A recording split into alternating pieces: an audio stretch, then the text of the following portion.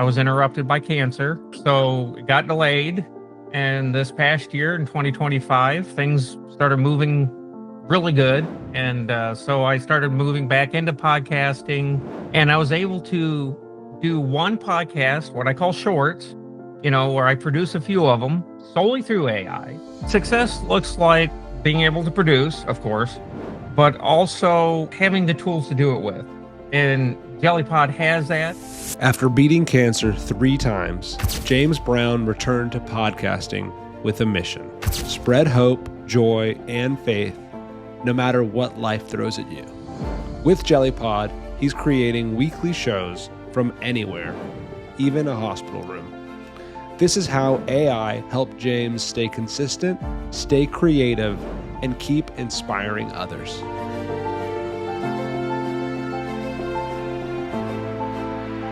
Hi, James. Thanks so much for joining us. Hi. So as we get started, I would love for you to tell the audience a little bit about yourself. I'm a podcaster. My name is James Brown, and I started podcasting 2 or 3 years ago. And during those time I was podcasting, I had to quit my original podcast. I was interrupted by cancer, so it got delayed.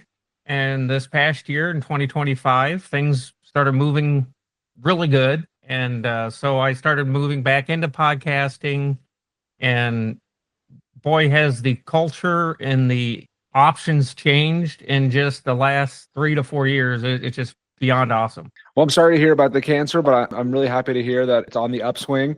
And I mean, I can't imagine, just sort of blinking like 4 years ago, the podcast space, and now 4 years later, everything seems to be so different. Oh, definitely. Definitely. I've just used it to share my faith with other people, to give them hope, joy, things to make people feel better in their lives. And I was looking to create a quality podcast and do it on a consistent weekly basis. And I tell you, the AI option is very helpful, because if you're sitting in a hospital doctor's room, or you're sitting somewhere where you can't do a podcast, you could actually type out a podcast or create one from your own ideas. I think it's awesome. I mean, just that capability alone adds, so you can stay that consistent each week, even when life does interrupt you. Wow. Yeah, I know. I mean, the options of on-the-go creation, never cease to amaze me, or, even inspire me in this case. That is incredible. We didn't think about this implication, but that's awesome. I guess in your podcast, it's clear that you want to help people feel better. You want to kind of share positivity with the world. Just tell me more about the challenges that you were experiencing in getting that podcast out. One of the biggest challenges is I have to read, then I have to put it, do the research, put it together. And one of the things that this does is it helps with the research. I mean, it's amazing that when you're in a room by yourself and you put that outline out there, it gives you ideas. I mean, even if you sit there and regenerate the outline a couple of times, it just really keeps that creativeness going. And you're like, I didn't think of that. And sometimes it makes you research a little bit more, but it's really neat because you have that extra assistance putting that quality information out there. You're not just, reading it, putting it into a podcast, setting up a script, and you've got the script, and you sometimes work forward and backwards at the same time. But it's awesome that you can do that, and the ideas develop from that. Definitely. I think your mission is great, to spread positivity, to uplift people. I'm curious, why was this project so important to you? Maybe the big picture or a specific moment that sparked this? There was several moments in my life. I started out at 20 years old. I got cancer the first time. 20-something, I got cancer the second time. 50-something, I got cancer the third time.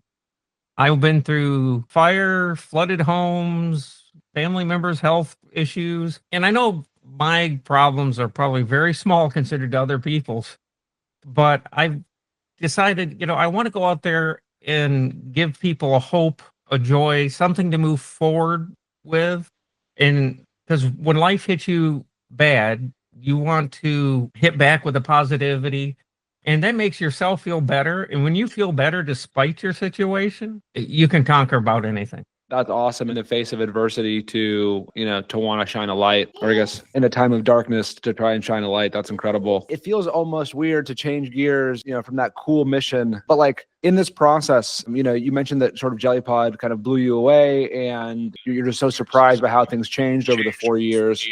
Were there options that you were considering in kicking off your podcasting for the second time? Yes, I wanted to start 2 podcasts. What happened was that if you join any other podcast out there, you get one RSS feed with limited AI options. You're stuck with just their framework. You're in that box. I was not only able to use 2 RSS feeds, which is awesome, and I was able to do one podcast, what I call shorts, where I produce a few of them solely through AI.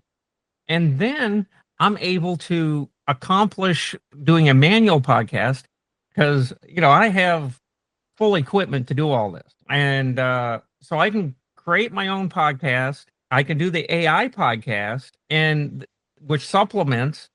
And again, it goes back to that consistency in podcasting that you have to have. Because if people don't see you every week or know you're there, you're going to disappear. In addition to that, I love the transcript. You can edit the transcript inside after it translate it. So if it says something a little bit weird, you can fix it. You can update it. It's not just AI doing the job for you. You're taking what it says and improving on what you're saying by editing it. And it's actually you, but not you speaking the words precisely. Your cloned voices, which again goes back to that mobility thing, which is really cool. Totally. Yeah. I mean, there's this conversation with AI that we're big believers in, this sort of co-creation process where it's really about taking your vision. You are the spark behind it, but helping you get to that final state where you're really proud of it as quickly as possible. I'm curious, what did success look like for you in the earliest period, like when you were first evaluating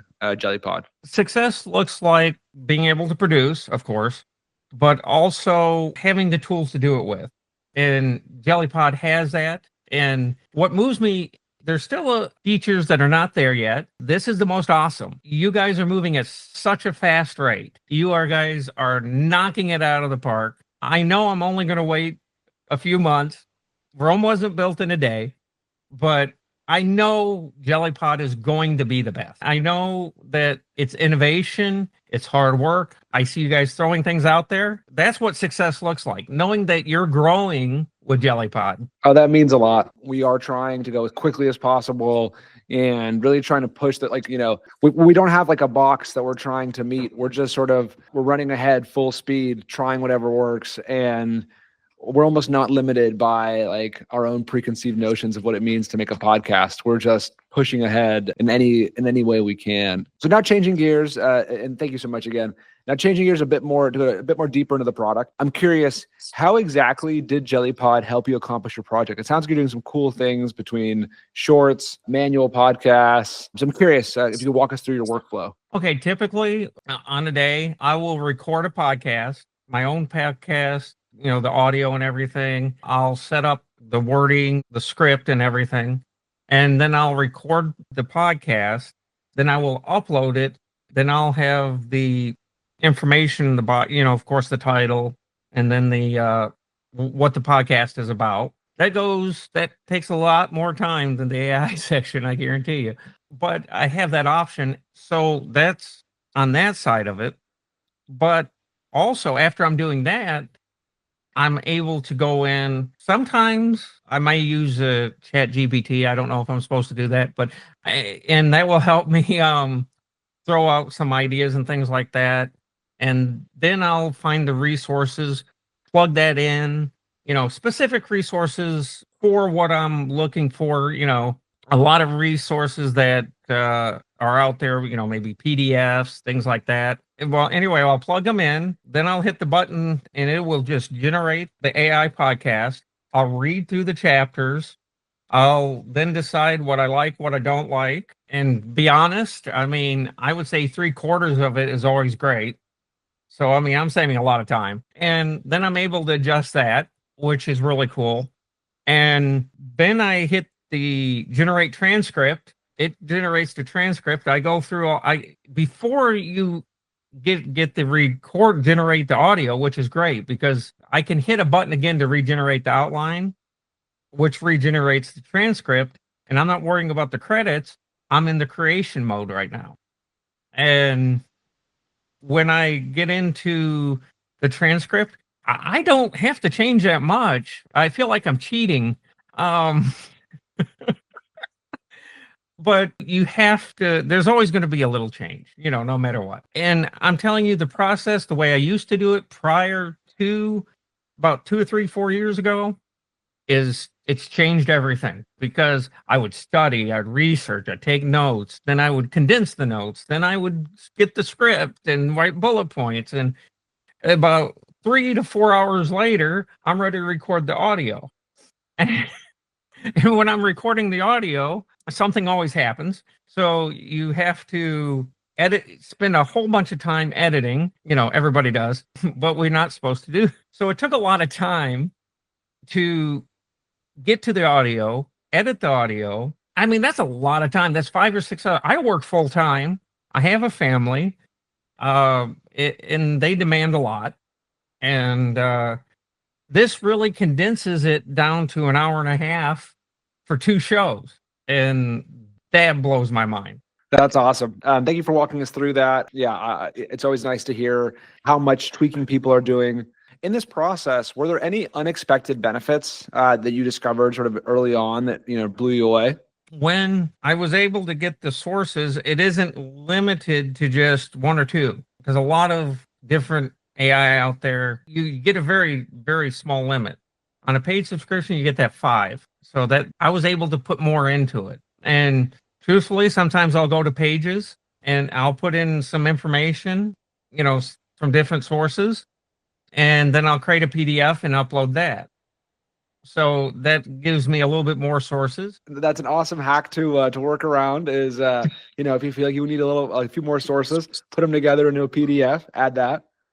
Yes. And it works, and you upload it. And I think that right there, getting your own sources, and you be picky about it too. I mean, because you get your sources from the outside and then you bring them in. So, and that doesn't take very long. I mean, nowadays you can pop over to this program that has a book on it, an excerpt from here or something, website or something like that, and quickly put all that together. So I think that's what blew me away. One of the biggest things. And the fact that I can do the manual podcast. I'm sorry. I still because I'm a little bit old school. I love the manual old school. I mean, it was, I remember the first time someone asked if they could upload a manual podcast to be alongside their AI. And at first we were sort of blown away by that because we had been thinking about an AI only world or sort of this AI co-human world. But then we realized this is just taking that to the next level, right? If we believe that there's a human in the loop, AI enabled, then there is lots of different flavors of that. If Jellypod disappeared tomorrow, what would you miss most about it? The little mini websites that you could put up and put it on your website. I link both to my website. I would miss the ability to put more than one RSS feed on an account. I would miss the ability for that flow, that easier than ever flow through the system. I would be pretty upset, actually. So please don't go nowhere. We won't. It's a thought experiment. It means a lot. I mean, that's really all what we're trying to do is help people in a meaningful way that really makes a difference. I guess lastly, my final question that I love to finish on is, if you were to describe Jellypod to a friend in a single sentence, what would you say? Next level content creation. Well, thank you so much. That's a great place to end. And thank you so much, James, for hopping on, for sharing your story. It's so inspiring. It's so cool to hear all the different ways that this platform has helped. And we're just getting started. We're looking forward to it. I'll send the feedback as I get it. Thank you. Okay. Have a great day. You too. Thank you. Bye-bye. Bye-bye.